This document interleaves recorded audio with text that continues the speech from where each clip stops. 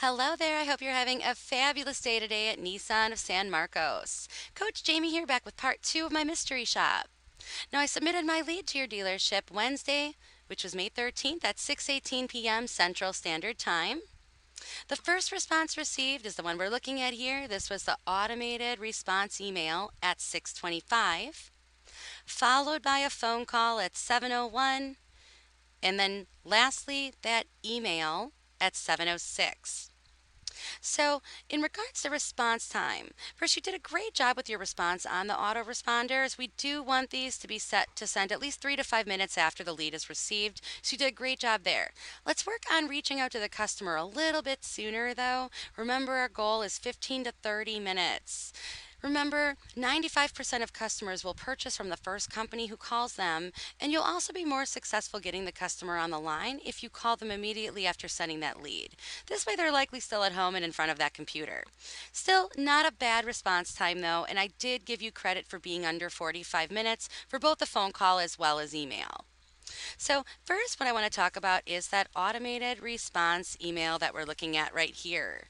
Now, I know I've mentioned this in the past, but we actually do not recommend these. It's not necessary to send this, especially if your dealership is open. We actually don't recommend it, as all responses should be personal. However, if you are sending these, you did a nice job with this. It was received in my inbox versus spam. It also does appear to be personal versus automated because you do refer to the customer by their name. It also does appear to have come from someone as well. So nicely done there. My only suggestion would be, if you can, try to remove this last name, as we usually don't refer to our customers by both names and we want this to appear to be more personal. But again, I did give you credit for it appearing to be personal versus automated.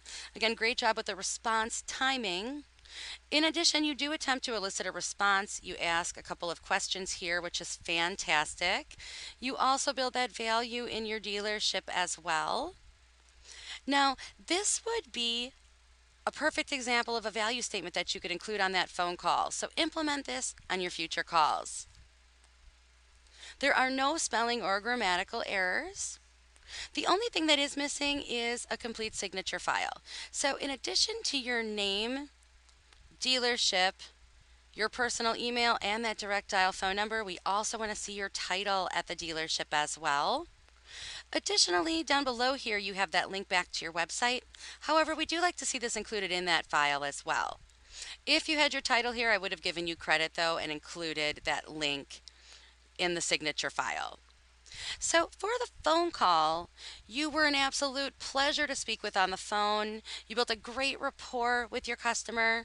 So, we just want to continue practicing that script and make sure to include each and every step. But you still did a great job. I can tell you've been practicing already. So, in regards to the call, please listen to the audio portion of this shop for all of my scoring comments there. Now, next, I want to talk about the follow up email received. Now, this is what was received. And keep in mind that the next step in building on that relationship with the customer in your dealership is to send the follow up email. Take that opportunity to build on that rapport. So, while you did a nice job sending the Carfax report, which is great, we also want to include more information here. So, I want to talk about this briefly. Now, it was received in my inbox versus spam folder, so you did a really nice job there.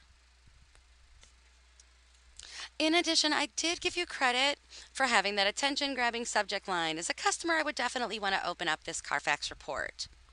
However, what we want to do is personalize this email. So, first, you should be referring to the customer, referencing them by their first name. We also want to acknowledge that you've spoken with the customer on the line, so be sure to thank them for taking the time to speak with you. We also want to confirm the next steps. Now, we did get an appointment for 6:15 p.m. Friday, so include that in here. Say, I'm looking forward to seeing you on Friday at 6:15. We also want to include a complete signature file as well. This way, the customer also has your information if necessary. So, this should be your name, title at the dealership, your dealership name, direct phone number, personal email address, and that link back to your dealership's website. Now, there are no spelling or grammatical errors, which is great. And you have this excellent link attached to that Carfax report, so you did a nice job there. So, the only other thing missing is that value. So remember, we want to begin implementing that value into the telephone call along with that follow up email. Tell the customer why they should do business with you. Again, this could be your mission statement. You could talk about your dealership's great reputation. Some dealerships offer free oil changes after purchasing, maybe free service for a year, a gas card for showing for the appointment. Some are even willing to meet and beat a competitor's pricing.